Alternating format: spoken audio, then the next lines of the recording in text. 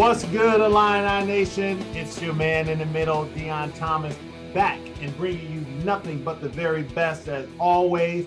And today's guest is one that was requested from one of our fans out there in Illini Nation. He was the captain of the 1983 Big Ten championship team. He hails from Robbins, Illinois, but that's Chicago. We're going to call that Chicago. He's from the Chi.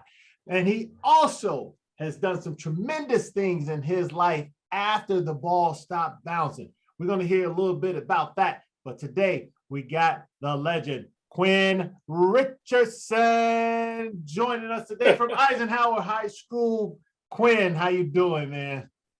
Oh, man, great, Deon. Thank you so much. It's a pleasure to be here with you, and I appreciate it. Yes, indeed. I'm doing great. No, it's all a pleasure. It's for me, now when I'm on the radio and Brian Barnhart sees, the jerseys from my time or from the fine Illini age, he actually uses the phrase throwback. Quinn, I don't really like that, man, because I pay homage to those that came before me. And you were one of those guys that really, when I started to really pay attention to Illinois basketball, you were the captain of that 83-84 team. Oh, wow. Thank you. No, that was a great season for us. We, being down in Champaign, I've always wanted to go to school down at the University of Illinois. I had some other options, but I come from a large family in the Chicagoland area, and I said I wanted to stay close to home for that.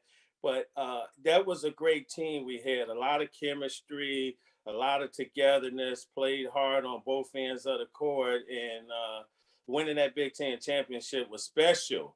It was a special year, going 15-3, winning that, Deon. And I think all of us made honors too, just bringing up that team. So you had Bruce Douglas and Ephraim Winters, first team All Big Ten. You had George Montgomery, I used to call him G-Force.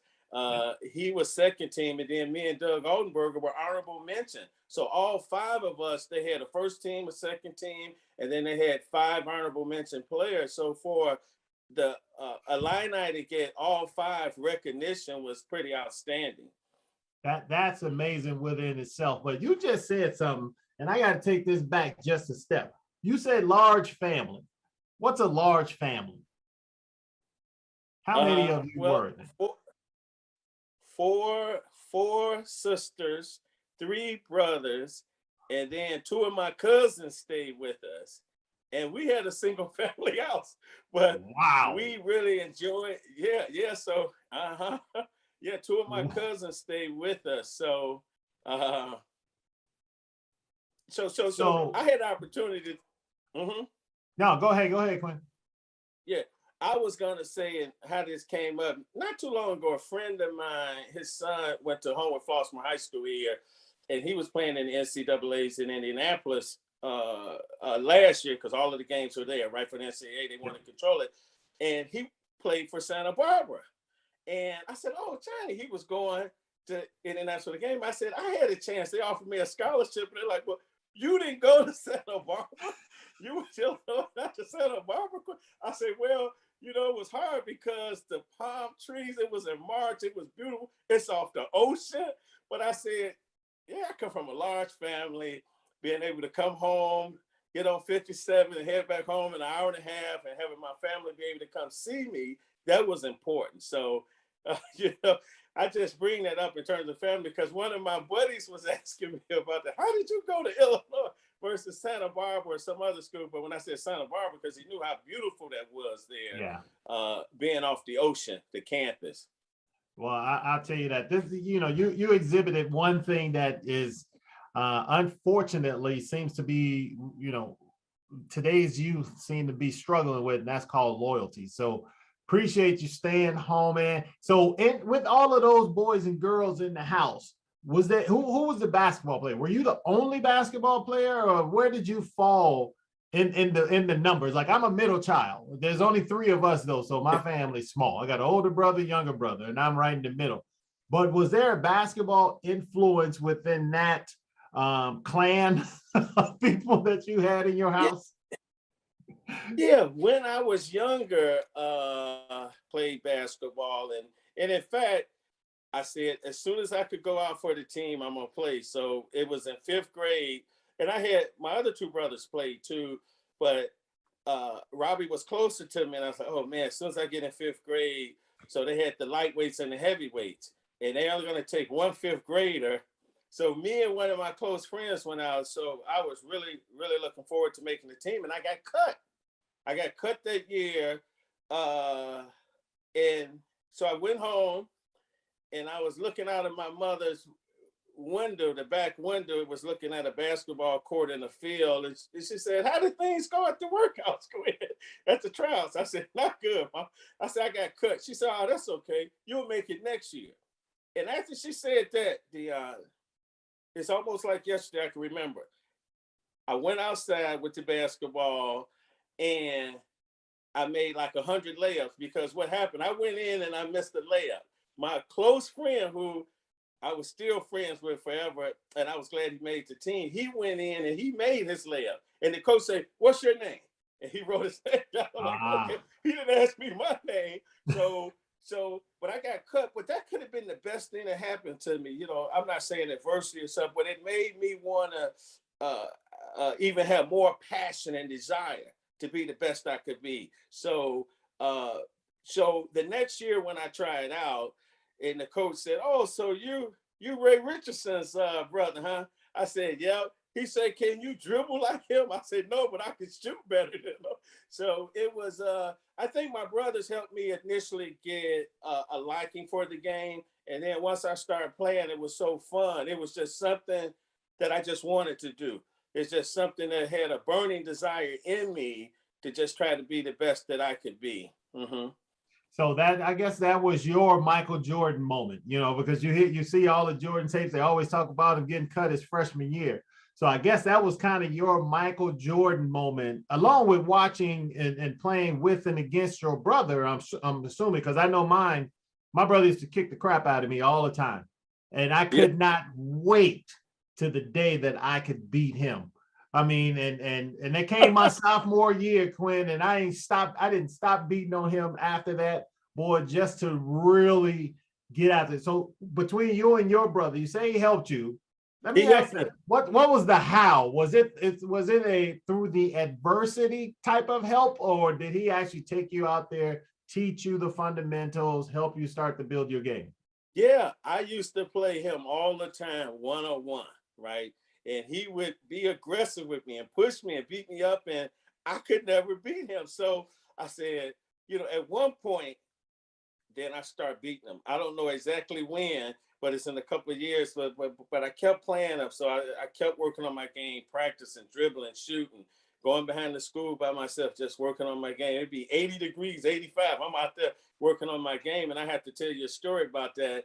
And so at some point, I got to a level where I was able to beat him, and I was a little surprised. To be honest with you, I was a little surprised. I'm like, "Oh, I done got better." It's just something about when you put the work in, when you practice and practice and practice, and you try to practice right, not just putting the time in, but concentrating and staying focused. So I think that helped me out along the way. And then I always wanted to play with the bigger guys because we had a court right in back of my house in the field, and they would never let me play. I had to sit around for about 2 hours to get in for one game, but I said, I want to get out there. And then they find, "Okay, Quinn, you can come on here and play." I said, "Okay, great." But I wanted to get out there and play. And that was a good experience for me playing with because they were 4 or 5 years ahead of me. And they would still allow me to play because they knew I loved basketball, that I was going to play ball. In high school because I was still in junior high, but they would let me come out and play. But I had to sit around for at least an hour and a half, Deon, or so to be able to get on the court. I remember those days, man, and that's one of the great things that I think, in some ways, the kids are missing out today. Like you said, I grew up playing against my brother's age. My brother's 4 years older than I am. So I was always playing against guys that were 4 years or more older than me. So when I got a chance to play with guys my age, I was like, "Oh, this is gravy." Yeah. It's time to kill them. Uh-huh. Yeah. So you played through middle school. What middle school did you go to? I went to Keller Junior High. I played basketball there, and then I also played at St. Benedict's in 8th grade because I was going to Sunday school there. So I was playing on both teams, which was great for me. Yeah, I really enjoyed that. And Well, like you said, more ball, more practice. yes. So I was able to play quite a bit of basketball, and then I went on to high school, and I was a freshman. In fact, I was going to go to Mount Carmel and play at Mount Carmel. And I would have played with what's the name's brother. He was there at the time. He went to Princeton. Michelle's brother. Craig Robertson. Yeah. Yes. My high school coach at the time, he lived right down the street from Eisenhower. Bob Frazier played in the Big Ten in Wisconsin. And he ended up, because I played for his nephew at St. Benedict. So he had saw me play. And they really, really liked me. I was thinking about definitely going to Mount Carmel. And then he came to Eisenhower. So I said, I'll go to Eisenhower and play. That worked out well. But I always kid myself about Craig having a 6'6", 6'7" guy that could really play, because I led my team in rebounds, and just having a big fella, that would have helped out a lot. So, and there was this one guy who played with me, Deon. He played at Marist High School with Larry Tucker. He was 6'6", 6'7". I saw him some years ago. His daughter was playing in volleyball, man, and I looked over at him. I said, man, he looked like Larry. That was about 10 years ago. And I said, Larry, is your name Larry Tucker? He said, yeah. I said, I'm Quinn Richardson. He said, you're Quinn Richardson. He said, I always wanted to play with you. I said, why did you come to Eisenhower? But he was just saying that he was 6'6". He was a really good player for his height and everything. So, played at Eisenhower and played freshman ball. And then as a sophomore, I was playing varsity, but I was playing a couple of JV games, right? So it was junior varsity. They had junior varsity and varsity. So I was on the junior varsity, and the coach came to see me play, and I was out there sticking a guy, and I was about 5 feet off him. And the coach said, get Quinn out of the game. He came to talk to me. He said, Quinn, you got to get up and stick him. You can't play 5 feet off a guy. They're going to just put that in all day. And I was like, I didn't want the guy to go around me. So I said, I'll get off him about 5 or 6 feet. He said, no, you got to pick up and play. And then, so I played 2 junior varsity games. I think I had 23, 25 points. He said, that's it for junior varsity. We just going to play you up at the varsity level so that you could be pushed a little bit and that. So, but it was interesting because I figure I'm a sophomore, I'm playing with juniors and seniors. And I said, well, maybe I need to get off him a little bit. So I didn't want a player to go past me in terms of penetrating. Well, I don't know. You was playing for Lou Henson once you got to college. So I'm sure a lot of that changed, because when you went in as a freshman, well, first of all, let me back up a little bit. So you turned down the schools in California. Was being close to family the only reason you stayed home to go to the University of Illinois? And I guess another part of that is who recruited you? Who spent the most time bringing in and reeling in that young Quinn Richardson? Yeah, well, it was a combination. Les Wilkie was an assistant coach. He spent a lot of time with me. And then Coach Tony Yates. One of the things that I always wanted to do is stay close to home. I wanted to play in the Big Ten, right? I'm coming out playing against good guards like Isaiah Thomas, Raymond McCoy, Street and Smith, 2-time All-Americas, and Isaiah went to Indiana. Raymond ended up going to San Francisco playing with Bill Cartwright, Quentin Daly. But I wanted to play in the Big Ten because you got Magic Johnson and Clark Kellogg. And, when you look at Ricky Green played at Michigan out of the City Hurst, they won a national title. And Ricky Green was so fast. I kid him. I see him from time to time where he'll just throw the ball out. And he was so fast, he could just sprint and go get it because you can run faster without dribbling. But So I just wanted to play in the Big Ten. I thought it was competition. And one of the things that I really wanted to do that I wasn't able to was go down state. I said, so I was going to camp, summer camp down in Champaign. And then I said, I'm going to play on that court. So eventually I didn't play on the court in high school for, going down state, Deon, but I was able to go and was offered a scholarship. And it was interesting about that too. When we had Tony Yates came out and he said, because Les Wookie was taking a head coaching job. So he came out to the family. My mother had coffee, juice, donuts, and things. My high school coach is there. I still got pictures from that day. I keep everything. And then he was telling my dad and mom, he said, well, we got 3 scholarships here at the University of Illinois, and one has Quinn name on it. But once them 3 scholarships are gone, that's it. He said, that's it. So when he left, my dad said, Quinn, let's take a ride. I said, okay, Dad. And he said, what are you thinking about? I said, I'm just thinking about it a little bit more. He said, you taking that scholarship? He said, you taking that scholarship? He said, you're taking that scholarship. And that was a done deal. And I said, yeah, I always wanted to play at Illinois. And I said, I studied business, great business school, commerce, and was close to home and playing in the Big Ten. So it provided me, it kind of filled everything that I was looking for. Mm-hmm. But, you're going in as a freshman.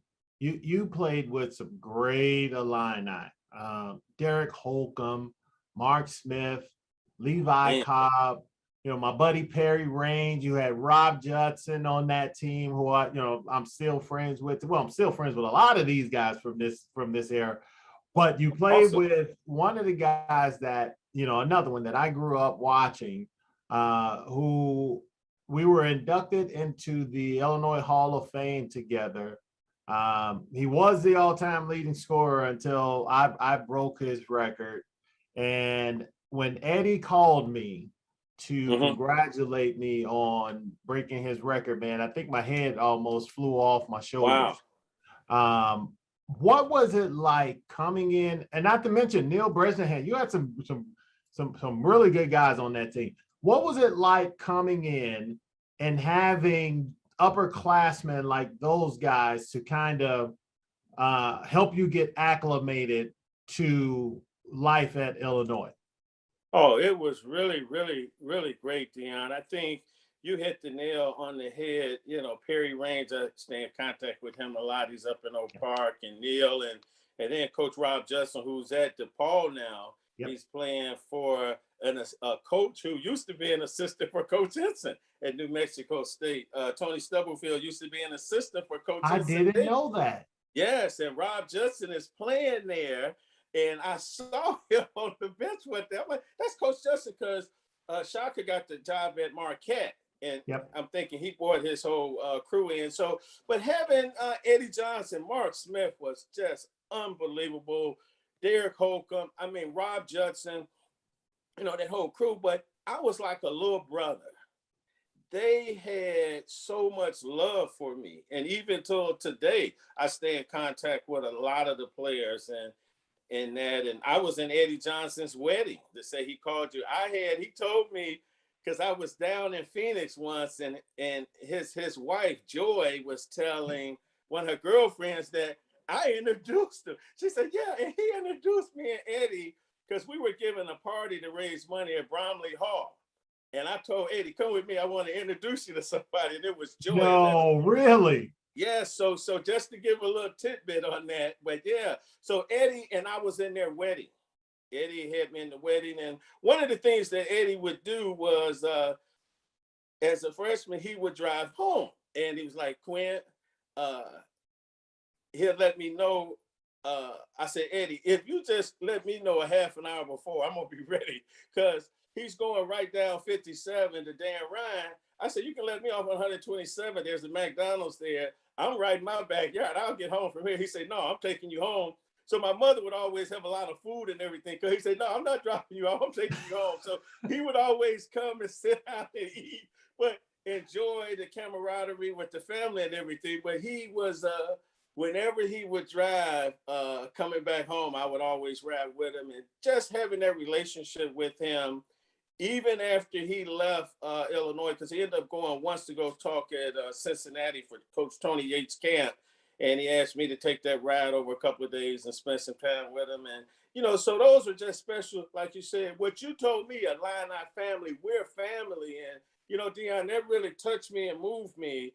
And when I reflect back, I could just see over all of these years up until this point, the closeness and the love and the familyness of playing for the University of Illinois with former teammates. Mm-hmm. So you get to your senior year after, and this is coming back after a pretty serious injury that caused you to redshirt, right? Your I guess senior year, and then you redshirted and you came back another year. Mm-hmm. Am I right in that? And that I redshirted. What happened? So this was interesting. It was my senior year, and I got to practice a half an hour earlier. So I was out there working out, practicing, and Coach Henson was coming down. I could still see him coming down. It's the State Farm Center, but the assembly office. And he's coming down and he's smiling. I'm like, ah. So I just love playing balls. I was dribbling up and down the court, shooting, and just working out, trying to work on my game. And I said, well, I'm going to control the things I can control. Anyway, he said, Quinn, come over here. So we sat down right on the court there. There were some chairs going along there. And he said, look, I think Derek Harper's going to go pro. Derek Harper's going to go to the NBA early. I'd love to have a veteran guard back. It was me and Kevin Bontemps that came in at the same time. He was from Morton, 6'2", 6'2.5" guard. He said, but if you would consider that, then that would be more playing time for you next year. So I was thinking, well, yeah, if I can just consider that. You said, what did you say? Playing time, more playing time. That's a done deal, right? I said, well, I'm going to need 2 to 3 more classes to get my degree. So I could just I don't have to go to summer school. I can take 2 classes here, 2 classes there, take enough and kind of enjoy that year playing ball, having fun. And I said, yes, coach. Yes, that's a done. He said, no. Call your family, call your parents, make sure. So I said, you said more playing time. I said, no, I'm redshirting. I said, no. So it worked out really well. It was unfortunate too that Anthony Wilczek got hurt at the beginning of the season, and he fractured a bone in his foot, so he had to miss that season. So I never looked back after that. I mean, I was able to practice every day and just do everything and still be involved with the program and the players. But Coach felt Harper would go early if he had a good year, and that's what he did do. Wow. Okay, I didn't realize that. I thought it was an injury. Well, you know what? I'll say this: there are very few players then and now that would have had the clear vision like you did of seeing that. You didn't allow ego to get in the way. I have to speak even for myself. I don't know if I could have done it. So I take my hat off to you. Thank you, sir. When recognizing that, and recognizing that and understanding what Coach was trying to do or what his intentions were. I mean, which turned out to be perfect, because now you made up the backcourt with, in my opinion, the best point guard we've had. And I know Illini Nation will probably say D Brown or Darren or something like that. But I know Bruce Douglas scored a bunch of points in high school, but then got to the University of Illinois and understood that, hey, this is not what I need to be doing. I got Doug Oldberger out here. I got Ephraim Winters out here. I got, all of these guys that can put the ball in the basket. So my job is to defend and get the ball to those guys. And to this day, he's still the all-time leader in steals and the all-time leader in assists. So that made up, as Coach wanted, a very veteran backcourt who both of you ended up being co-MVPs that year. Oh, Tell me yeah. how that started for you, for not just for you, but for you and for the team. And when you walk into practice the first day, and then you had the young freshman come in, my buddy, and I coached against him, Tony Weisinger.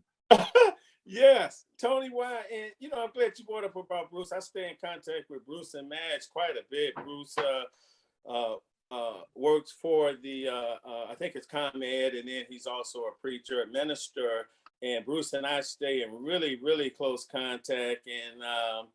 And playing with Bruce was just phenomenal, a great player, winner.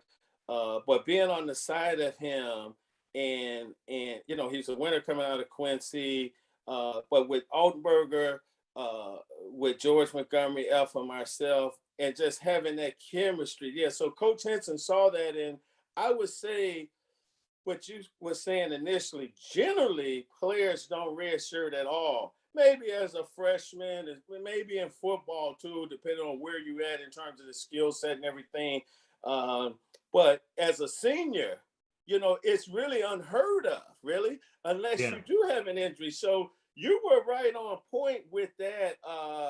But Coach had that vision, and I thought, hey, if I could play a little bit more, if I can make a contribution to the team and do the things that I need to do. A lot of players, people say, Quinn, you need to shoot more. You need to shoot. But because I shot 59% from the field, but I said, whatever I need to do to help the team win. They don't need me to shoot more. We got Ephraim Winters. We got a few other players inside. We got Doug Elmer. We got Bruce. I'll take the shot when it's there. I'll keep the defense honest. I think I averaged 9 points, but just trying to do the things to win basketball games and a Big Ten championship. So, playing with Bruce and Altenberger, those are, some good. Well, I'll tell you this. I heard that jump shot was fire. Yes, there was a poem written about me from one of the Tribune sports writers that talked, and I'm going to say this, and about Eddie Johnson with that too. But there was a poem that said there once was a guard named Quinn with a set shot as tonic as gin. His eye was so steady, his wrist was so ready. Oh Lordy, could he pour them in? So you said that shot was yeah, and Deon, I would have to tell you about Eddie Johnson. So Eddie would come back. Me and Eddie was always friends and really, really close. But we're over at the IMPE building, the intramural building. And so on the other side, they had a court. And Eddie said, come on, Quinn, let's go shoot. Let's play horse. Now, Eddie's in the NBA. And I said, Eddie, you can't beat me shooting. Now, Eddie got the jump shot. Oh, he's got a site, jump shot and going through things. And I watched that over the years. But I said, Eddie, I can really shoot the ball. I've been working out all summer. I think I'm shooting 300-400 jump shots a day. Wow. So we went over there, and Eddie did not give me a letter. And to the day, and he was upset. I said, Eddie, but you're in the NBA, Eddie. I'm down here. I'm still at Champaign in school. You're in the NBA because at every young kid, you come up and thinking when you were in 4th grade, 5th grade, man, if I can ever play in the NBA. I used to watch the Bulls all the time, Bob Love, Chet Walker, Norm Van Leer, Jerry Sloan, when Dick Motta was coaching them. I used to be right in front of my TV, and my mother, Quinn, get back. You're going to hurt your eyes if you keep close. But I used to love watching the Bulls play, and that was always a dream. So I had to tell Eddie that. I was like, Eddie, that's okay, man. We still going to be good friends. He was okay. So don't take this butt whooping personally. Yeah, I said, don't take it personally, EJ. But, but we go back a long way. And, just talking about shooting the basketball. And that was one thing that Coach Henson said, that Quinn, it was somewhat contagious, that you'll come out and hit 1 or 2 shots, and that would somehow be contagious for the other players as well. And then he said being able to put me on one of the, tougher guards to make them work to get the ball up the court. So over the course of 40 minutes, it could take its toll on them as well. Yeah. In a tight game. During that senior year, I mean, at that time especially, you played in one of the longest games, a 4 overtime game against Michigan. tell me a little bit about that and that intensity of such a long, just a long game. I've never played in a 4 overtime game. The most I played in was 2, and I know how I felt after the 2. Yeah. How is it after 4? That's like uncharted territory for me. Yeah, it was well, yeah, because that's a whole nother half, right? It's 20 minutes. I think it was 5 minutes overtime. And the good thing about us that we did that was helpful, so it was exhausting. Michigan had a great team. They had a great guard, Eric Turner, about 6'3", 6'4", that can just flat out play. And I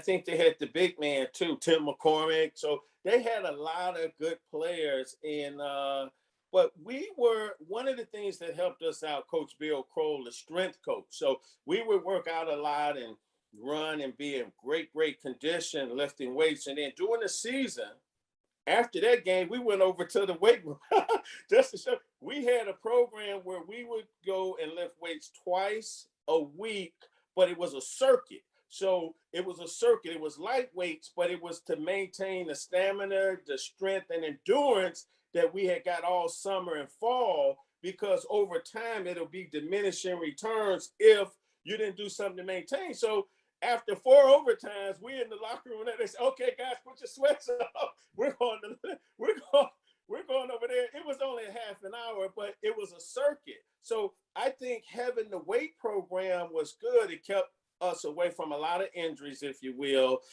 But the stamina and strength that we gained during the summer, we were able to hold quite a bit of that over the course of the whole season. That was helpful. And I know the answer to this, but I'm going to ask it anyway, because everybody told me, by the time I got there, Coach Henson was nice. I don't remember him being that nice. Now, I tell everybody, he didn't curse at you. He didn't demean you or anything like that. But when you know Coach was getting on you, you knew Coach was getting on you.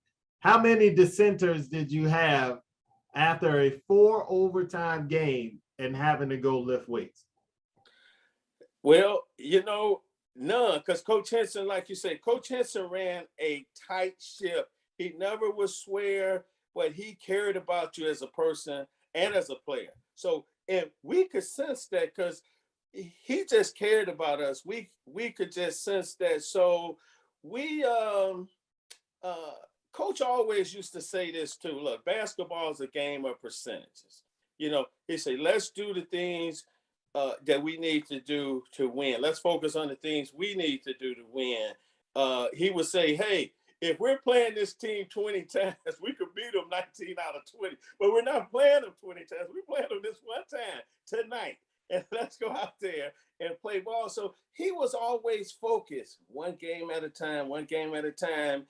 He, concentrated on defense, taking care of the basketball, 12 turnovers or less, and playing defense and boxing out, doing those things, not boxing out 5 out of 10 times, not 7 out of 10, not 9, 10 out of 10. When you look at, I was watching that game against, and I thought about this, I was watching that game against Northwestern and Illinois the other day, and Williams came through and got a tip dunk to put it in overtime, I think, or something, but he was never touched. And I just think, just doing those fundamentals and playing defense and taking care of the basketball. So, yeah. So Coach Henson, one of the cool things that I loved, and I told Coach and Miss Henson, my senior year, Coach ESPN, I think, had came out not too many years before 1984, the Big Ten Championship. He was ESPN Coach of the Year. And I didn't even know that till many years after that, because I was reading the article that I had, articles and stuff, and I was putting, I'm like, Coach of the Year. Yeah, Coach Henson was ESPN Coach of the Year. And I told Coach that. And then, so when we were going to decide on different players and awards, Coach was letting players vote on different things. And he came in and say, so, vote on who you want as this, and vote on most valuable player. But Quinn is one of them. He said, we can have a co-MVP, but Quinn is one of them. And But Deon, I was just like, wow, it just touched me. I wasn't looking for anything but he said, yeah, we're gonna do this, this, and this. And then he said, well, Quinn, vote on MVP, but we'll have a co-win if that's what you guys want to do. But he's one of them. So, and then it was the players voted for Bruce and me. We were most valuable players, but he was really special. And when I say cared about you as a person, I got a chance to see Coach Henson, Coach Collins, and Coach Nagy a number of times when they was recruiting. I was working in Oak Park. Ralph Mandel, who along with Bill Langley ran the bank, Oak Park Trust and Savings. And so we would have lunch. He would invite us at his country club and just spending time with him. I said, so how cool was that? But before I went to work for Ralph, I talked to Coach Henson, and he said, Quinn, if you want to stay here and be a grad assistant, get your graduate degree, your MBA in business. And then I had talked to Doug Mills. He had worked at Busey Bank. I think he was a part of the Rebounders. I was going to work part-time in banking at Busey Bank. He said, we would love to have you back. And he said, well, so why don't you go to Chicago, see if that works out, and then you're always welcome back. And Deon, that was beautiful, right? Because that took a lot of pressure off me, any kind of stress. I said, well, I got a plan A, go to Chicago, and if that doesn't work out what I want, I love basketball, I love being around, to come back to University of Illinois, get my MBA, and then also being coaching. That's a win-win-win. So it was nice to have a plan B and have something to fall on. And then he opened that door. See, he opened the door and then said, hey, take this now. He said, no, if you want it now, you can take it. But if you want to think about it, take a year or so and see how things work out in Chicago for you, I would love to have you back in my program. And you can't buy that. It doesn't go on sale and you can't pay a premium. And that's still a difficulty today, is really accessing. If you go around and what I have found is that a lot of the coaches act like they care about their players, but then behind the scenes, they're recruiting past that player, or they're because their jobs depend on this. So I get it, and I understand it, but that's one of the things I can say. And I love that the way you said it about how coach cares about people and have examples to be able to back up and show that very thing. But I got one more question about this era. Yes. There was a rule change, of course, that took place because of a game that you participated in. That game and that loss at home, loss at Rump Arena, when you played Kentucky on their home court, which eventually went on to call, the NCAA to change that rule, but that now you don't play on your home court. And of course, we all know the rumors about them, working the clock over at the table. I have seen replays of that game, and I'm sorry, that was a travel all day long. It was a travel over on the sideline. Yes. But can you tell talk a little bit about that game? Yes. Two, what it did for, again, how did it, because it affected the team. This team was supposed to go on and could have very easily have won the University of Illinois' first national championship. Yes, that was something. And I got to tell you, Dickie Beal was the player that traveled at half court. And I was watching a replay of it, and out of instinct, when he took 3 steps running, so it wasn't even close. I did like this out of instinct, and then I was still playing. I did like that. It's a travel. I didn't go talk to the refs because we never did, but I was like, come on, he ran with the ball. And I got to tell you this one thing. My mother, who watched a lot of basketball, when I got back to Champaign, I was talking to her on the phone. She said, Quinn, that got traveled at the end. Now, out of all of my basketball, out of all of the games she watched, which was a ton of games, to tell me that play that he traveled, I said, yeah, well, he did travel. So that was really difficult. When we got to Lexington, we had a police escort, about 4 police cars in the front, 4 or 5 police cars in the back. I mean, it was a big deal playing basketball in Lexington, Kentucky. And I just think playing them at home, Coach Henson would tell you, the one coach, the one ref, I think Hank Nicholas, and at one point he was the dean of the Big Ten referees officials. But Coach Henson said, he said, you know, I sent him a couple of cases of Girl Scout cookies because he swallowed his whistle. He swallowed his whistle on that play. So I just wanted to emphasize, he definitely traveled on that. We had a shot too. I mean, we were battling. You know, Efren Winters had got hurt against Maryland. Lefty Drizel was the coach. They had Len Byers, who was an All-America great player. We beat them 72-70. And if Efren was 100%, but we're going against Bowie and then Melvin Turpin. Then they had Kenny Skywalker. He was 6'9", but we're going against 6'11" and 7'1". And Efren wasn't 100%. I mean, he played and did great. I didn't even think he was going to be able to play, but he said he wouldn't let us down. So playing there was very, very difficult. Now, we joked a little bit about this. I don't know if I can say this, but we joked a little bit about when Joe B. Hall was the coach and he was retiring that year. So we think C.M. Newton, who was at Vanderbilt at the time, I think the athletic director, he was head of the NCAA committee. We thought they were wine drinking buddies. There you go. They wanted to set Kentucky up to have the best opportunity to get to the Final Four. So, yeah, because the one announcer was saying, Deon, well, yeah, because he played at Kentucky about selling tickets. You know, the game was going to be sold out anyway, but to play at home to get to the Final Four, you know, maybe an early round game, but to play, and then if the Final Four is there, that's one thing because you didn't get to the Final Four. You know, you had to come through a lot to do that, but to be able to play 2 games at home to get to the final, because the refs are human, right? They're going to be persuaded by the crowd. That was a difficult position, but we joked that Joe B. Hall had a couple of wine drinking buddies on the NCAA committee. And there was just a lot of humor we had on that. But playing there, we were looking for some big things to happen the following year because Anthony Welch was coming back. We had some good recruits. They had only lost me, the little bitty point guard. But, and that's when Coach Henson was saying, you know, Quinn just meant a lot to the team, his leadership, his toughness, his tenacity and things that he would do is so contagious. And yeah, because I was really surprised. So I was surprised.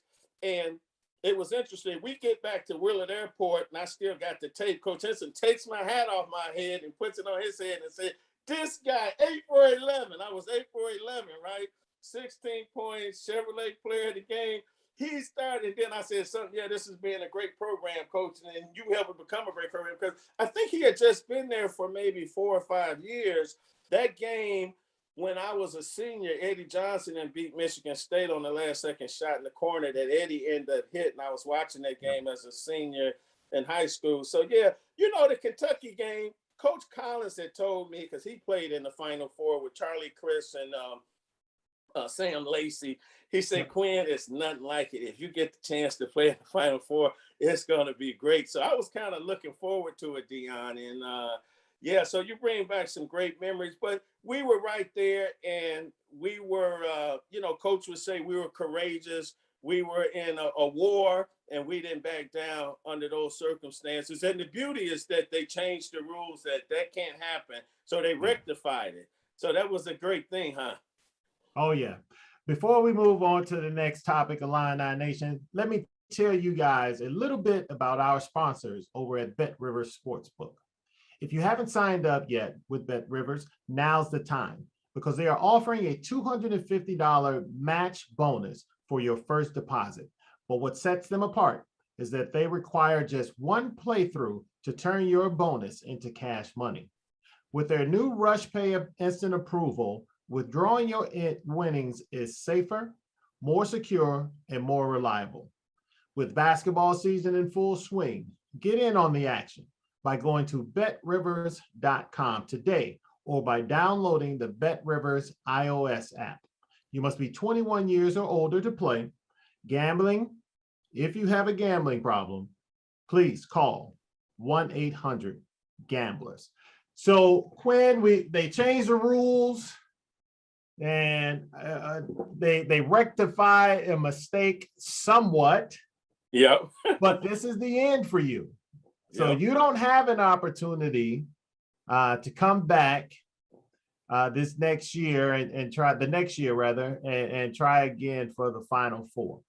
What's Quinn Richardson's thoughts? I mean, you told me you already illuminated to this about Coach telling you to come on back if you wanted to, or to go ahead and take and look at the opportunities that you had in Chicago. What was Quinn Richardson's thoughts at that time? And then walk us through what that first year after basketball was like. And the reason I'm asking this question, because this is something that's very dear to me. And you and I can talk about this later, but I think a lot of athletes, the NCAA had the perfect quote. They say 99% of our athletes will go professional in something other than their sport. What was Quinn Richardson's thought at this moment that his career was over after having played basketball? And as you notice, I said having played basketball and not having been a basketball player, because I think we're more than that. But that's kind of what we shrink ourselves down to because of what we have done pretty much our entire young lives. Sure. No, I'm glad you brought that up, Deon. What I had thought about as I was thinking of the dream, I said, well, let me see if I have a chance to try out for an NBA team. So I did get that opportunity with the Indiana Pacers, and George Gerving, who was the coach, and he eventually being the GM there. I tried out, and I had a great camp too. And he called me in his office. He said, "Hey, if your name not up, you could check out the hotel net." He said, "Quinn, come see me. I want to talk to you in my office." I'm like, oh. I'm an optimist, right? I look, the glass is half full, not half empty. If it's raining in Chicago and I'm up on 50 floors out in this cloud, I'm like, oh, it's a great day. I'm going to have lunch with a client or a prospect. I just see it. You see what you see. But he said, "Quinn, you had a great camp and you deserve to come back." And he said, "I don't think you could make my team." And I'm like, huh, what? He said, "I don't think you made my team, and it's something that's been with you all your life." And I said, "What, Coach?" He said, "I just don't think you're tall enough." That was before Spud Webb. Isaiah Thomas, 6'1.5", but just tremendous talent, right? So yeah, that was good. And then I had told Eddie Johnson about that, because me and Eddie was real close. He said, "Oh, Quinn, for him to call you in and tell you that, because coaches don't do that in the NBA, he must have thought a lot about you, Quinn, to take the time to do that." And so what I thought, I said, well, I've got my degree, and I want to just get the foundation. So I was able to go work in Oak Park for Ralph Mandel at the bank in Bill Langley. Just go through training. I was going to get my MBA at Rosary College in River Forest. So I said, let me just start doing the things I needed to do just to set myself up for going forward, my future. So stayed involved, playing a lot of basketball, trying to talk in the communities and just give back something to the youth over time, just trying to give back something. That's just was in my DNA. So when I look back and I said, hey, I had a great opportunity to get my education playing something I love to do, basketball. I'm at one of the greatest universities in the country, University of Illinois, great athletic program. Family could come get to see me play. I look back and I've had a number of family members graduate from the University of Illinois, 3 generations. I didn't even think about that. Miss Henson told me that. My daughter and granddaughter graduated from the University of Illinois, and both are in medical now. One is down at Meharry College, Peyton, as a dentist. Meharry, it's a medical, dental, and research school, and my other is at the Pritzker Medical School at the University of Chicago, wants to be a doctor on genetics on terms of babies and infants. And I'm like, oh man, how blessed it is. But I had showed her the picture when my granddaughter Destiny was going to go to Illinois, and she said, Quinn, that's 3 generations. your daughter and granddaughter. I'm like, Miss Henson, I never thought about that. So, just looking back and being able to come down for games, staying in contact with all of the players you named and then some, it's been truly amazing, just watching the team, Illini Nation, the support around the board. There's so many University of Illinois fans that I know that is really, really, really pulling for the university. So, that Quinn, that touches me, and it touches me because when I went to Illinois, I did not have the whole idea of, I can make it to the NBA. It was really just, okay, let me escape my environment, get my degree. I wanted to go on to law school. Oh, even wow. when I got drafted, I was like, well, you know what? I'll play long enough so I can go back and do this. And of course, we playing God laughs because he has a plan for us that we don't know about. And so my life took me somewhere else. And then I come back full circle. And this is where I'm getting to, the point about your story that touches me. My oldest daughter is now a senior at Illinois. Oh, wow. And it would touch me that if one day her child or my youngest daughter's child would turn around and go back to the University of Illinois, that would just totally blow my mind. So yeah, I mean, that's a feat within itself, man. And I understand why you are so proud of your daughter and granddaughter, because it sounds like they are doing big things. No, thank you so much. And I just said, oh, what a blessing when she had said that she was going to go, because she was thinking about all these schools, and then she said, Dad, I'm going to the University of Illinois. And it was just a blessing. So no, that's phenomenal. That's phenomenal. Thank you for sharing that story with me, with your daughter being a senior and that. Yeah. No. Hey. So you graduate, you go on to work for a couple of former Illini. Yep. You get your MBA at Rosary. And now you are a VP, as I mentioned, for one of the largest banks, if not the largest. I don't know their holdings and things of that nature, but we're right definitely one of the largest banks in the world. Yes. How was that journey? Tell us about your journey from going in as an intern and sitting in the seat that you're in now, and how, one, because I am a firm believer that what we learn on the basketball court through all of the grit and grind that we go through, learning how to work with teammates and coaches, is really a huge part of why we are successful when we get into things that we really enjoy, like you in banking. We climb that ladder because, so you have the University of Illinois education, your MBA, as well as a lifelong love of coaching and basketball and teamwork. How did those three things come together in this chili of life to be able to help you rise to where you are now? Yeah, that's a great point, and Deon, because they're all connected. They're not mutually exclusive.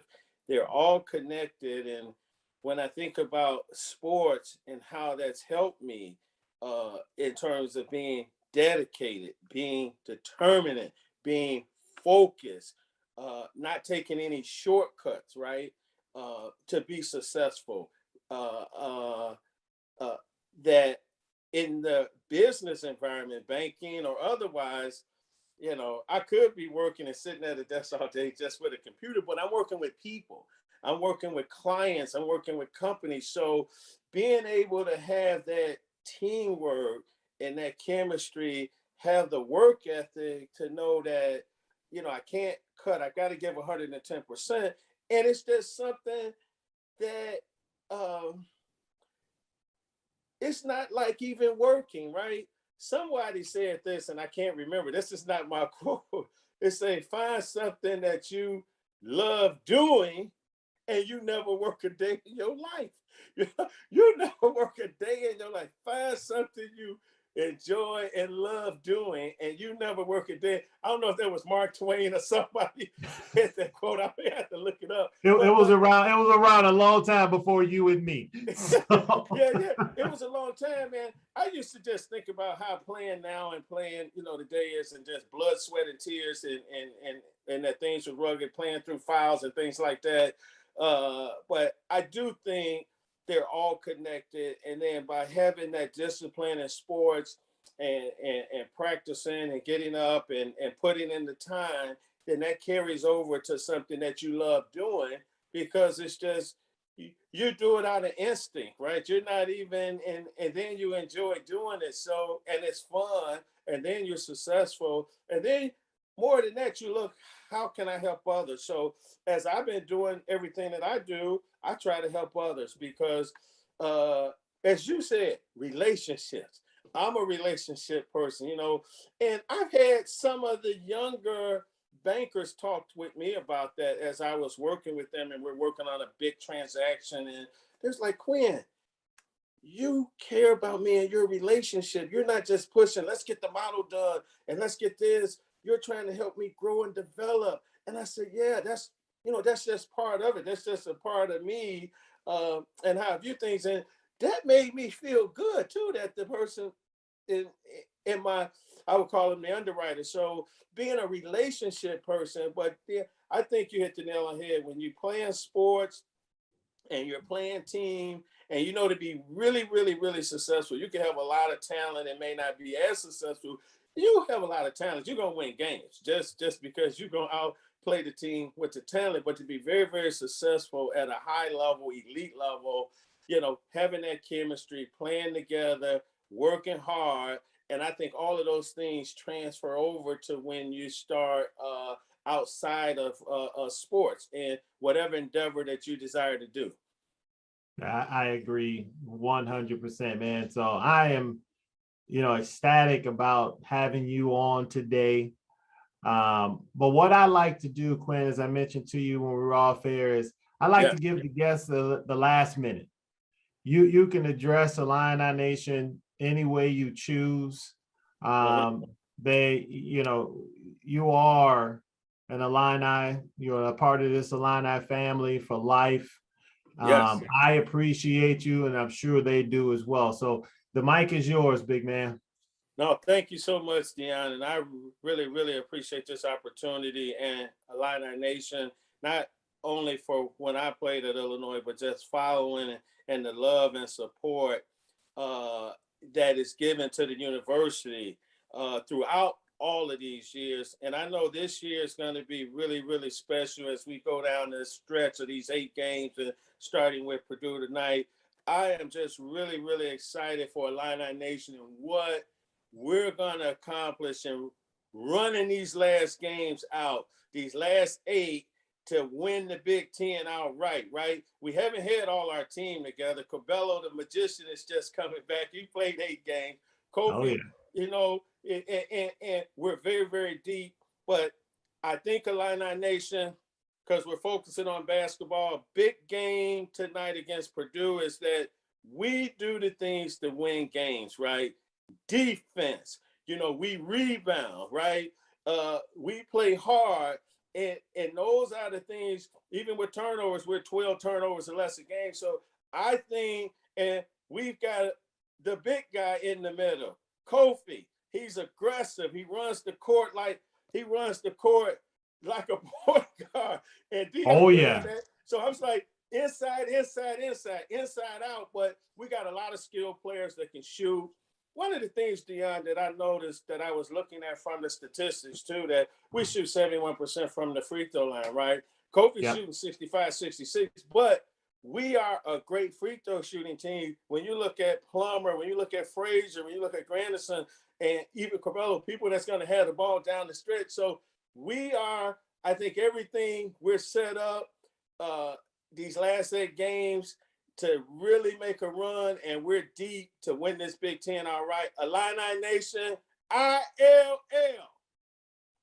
INI, INI, baby. Go Illini. Let's fight. We're number one. We're number one. We're going to win this Big Ten outright.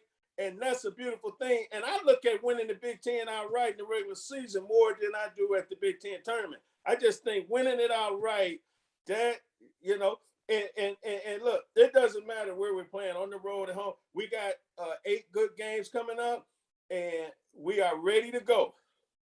Yes, and we I are, like baby. I like the way Coach Underwood coaches them. They play hard, they play defense, but he let them play. You know, you can just tell they out there, they got their open shot. He's letting guys play. They're playing with a lot of enthusiasm, with a lot of energy. They're playing hard, and they're unselfish. They're playing together. That's a beautiful thing. So and that's why they're dangerous, and that's why they are going to be dangerous. So yeah, Q, I hope you. I don't know if you're busy tonight. Like I said, I'm having a little bit of a watch party over at Orange and Brew. If you can make it, it'd be great to see you out there, man. We got to get you back for some games, more games. Yes, I'm looking I know your schedule is busy, but we got to get together and look at a time we can get you back down there.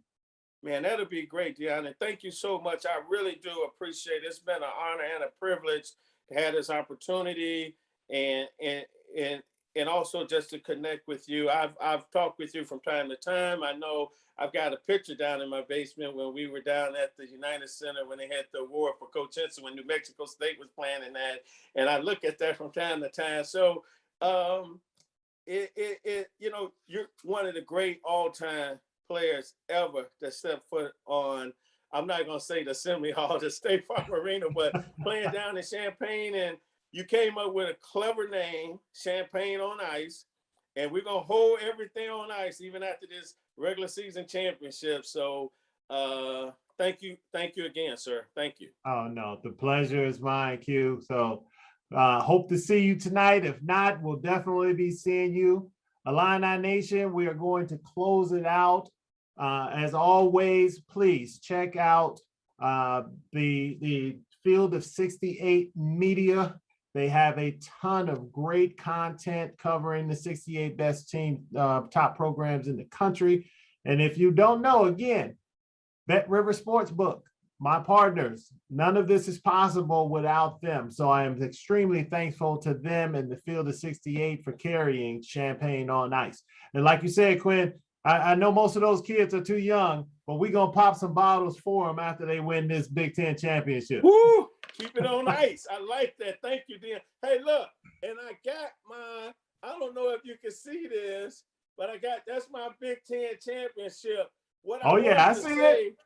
Yeah, we were 15-3, 26-5, Deon. And one of the things we did too, we led the Big Ten in scoring, but we also led the Big Ten in scoring defense. And again, that's usually a more positive correlation, right? You score a lot of points, you give up a lot of points. But when you can score and play defense, like this team is doing, the University of Illinois team, they can score a lot. They're holding teams below, 40 in the mid-30s from the field, mid-30s in the three-point, and then they can score about 80 a game. So I think that's a testament. They've got a lot of, you know how we used to say, I'm a blue-collar worker. We got a lot of guys that are hustle, die for loose balls, and do those type of things. So thank you so much again. My pleasure, Quinn, and I will talk to you soon, brother. All right, thank you. Take care. All right, take care now.